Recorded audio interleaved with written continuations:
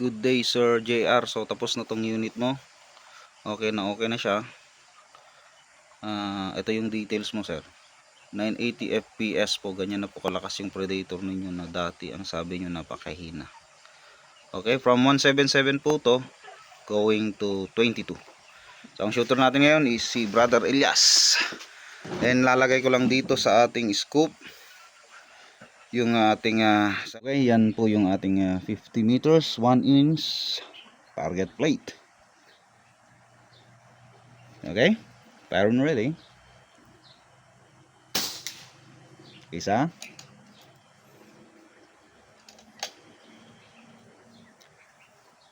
So bali okay na tong unit mo, Sir JR.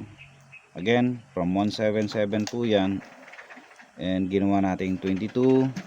Pinalakas natin yan, pinowerize natin. Napakalakas na po. Flying at 980 fps average po yung unit na ninyo.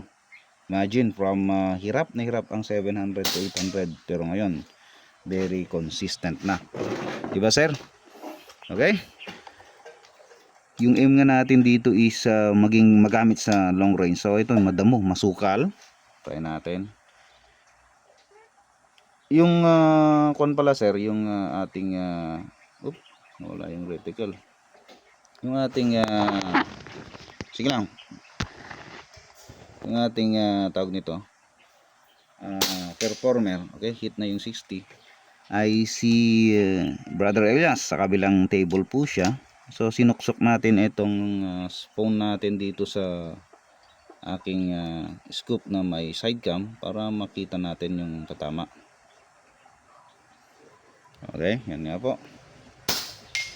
Okay, hit po yung 70 na po. Tapos na tayo sa 60. 70, 80. Okay, yan lang po ang 80 meters. Okay, adjust natin. Okay. Papakita rin natin mamaya yung unit mo ulit. Although pinakita natin sa introduction ng video na to. So 80 na yan po, Sir JR, mga kaergan. So ito yung 90. Linagay natin tong sidecam or camera natin dito sa sidecam para mas makikita na dumadapo po yung bala. Hindi po kaya ng cellphone natin i-zoom in, zoom out. Though makikita pa rin naman, pero mas ma-appreciate natin yung ganito. Kasi makikita natin yung impact. Gaano kalakas mag-swing yung ating plate. Ayan po. Okay, hit. Isa pa sa 90. Ayun, nahihirapan yung shooter natin. Parang walang rason. Okay. So, si Brother Elias ang shooter natin. Diba? Okay. Baka sabihin hindi niya kaya later on. So 100 tayo. Sir JR, yung scoop mo na lang. Pagdating ng magandang scoop mo, I suggest palitan mo yung scoop kasi very ordinary yung mga pinapasama sa mga indo natin. Madaling magkaroon ng problem ang mga yun. Anyhow, pwede na pag mga 25 meters or around 50 meters yung target na malaki-laki. Okay, 100 meters. Okay, hit.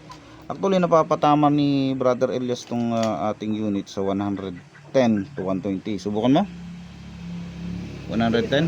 Oh, sige daw. Subukan niya daw sa 110. Asan ka na? Yep.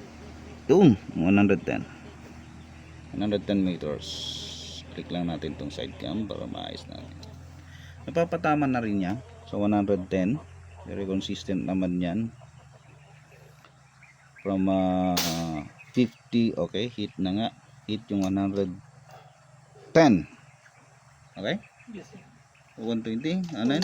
120, 120 pa daw. So 120 pa daw, Sir JR, ha? Ayan, yun yung pinakalas na nating target plate. Kasi team Namad tayo gumawa ng bagong plate natin. So inayos ko yung parallax para makita. 20. Yung pinakalas. Pero daw masyadong malayo na po yan. Okay, hit pa rin yung 120. So ayan. Natapos natin, sir, ang from 50, 60, 70 hanggang 120 meters. Medyo medyo nagbago lang siguro, or hindi niya yung sipat niya sa 90 meters, kaya nagkaroon siya ng dalawang miss. Okay, dalawang utang pero binayaran niya, di ba mga kaibigan? So tanggalin natin tong scoop, Sir JR. I mean yung cellphone sa ating scoop. Dito po nakasalpak. Andun po yung ating shooter, si Brother Elias. Okay, yan po yung unit mo, sir. Napakaganda. Sabi, napakalakas na. So, from 177, ulitin natin, 222. Yan yung details mo, sir. Ayusin natin, pa-send ko sa'yo. Pagdating ng scoop mo, tuturuan kita paano kumuha ng data of pass engagement and everything na kakailangan mo sa Ergani. So, okay na. Paintay na lang, Sir JR. And thank you for trusting and Bass. Ayos!